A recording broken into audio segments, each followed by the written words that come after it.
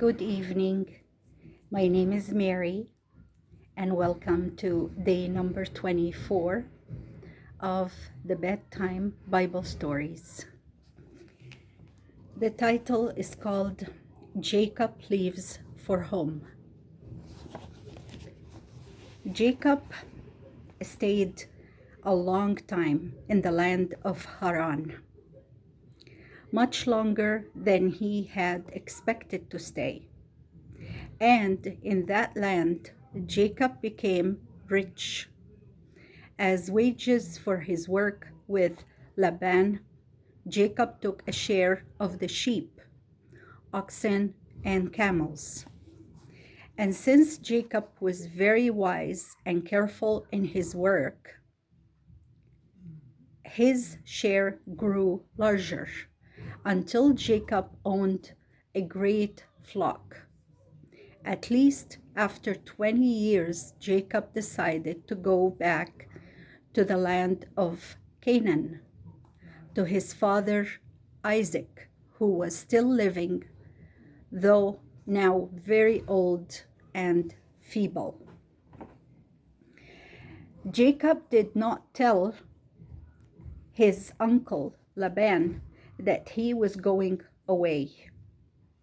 While Laban was absent from home, Jacob gathered together his wives and children, all his sheep, cattle, and camels, and stole away quietly. When Laban found Jacob had left him, he was not at all pleased. He wished Jacob to care for the things he owned, for Jacob managed them better than Laban, and God blessed everything that Jacob undertook. Then, too, Laban did not like to have his two daughters, the wives of Jacob, taken so far away from him. So Laban and the men who were with him followed after Jacob. But that night, God spoke to Laban in a dream and said, "Do no harm to Jacob when you meet him."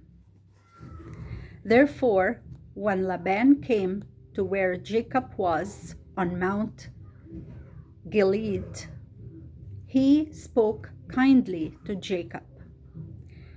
Jacob and Laban made a covenant, a promise between them. They piled up a heap of stones, and on it they set up a large rock like a pillar. Beside the heap of stones, they ate a meal together. And Jacob said to Laban, "I promise not to go past this heap of stones and this pillar. Do you harm.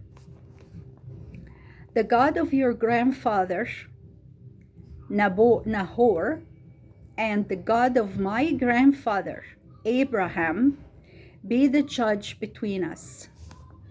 Laban made the same promise to Jacob.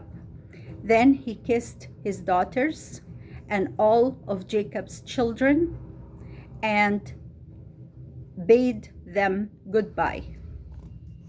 Laban went back to Haran, and Jacob went on to Canaan. And Jacob gave two names to the heap of stones where they made the covenant.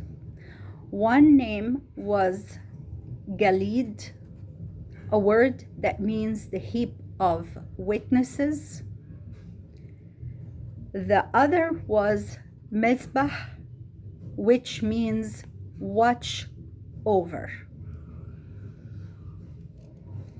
For Jacob said, "The Lord watch between you and me when we are absent from each other." While Jacob was going back to Canaan,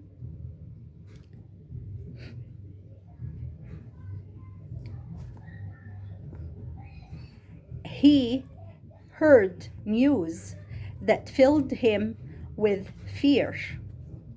He heard that Esau, his brother, was coming to meet him, leading an army of 400 men.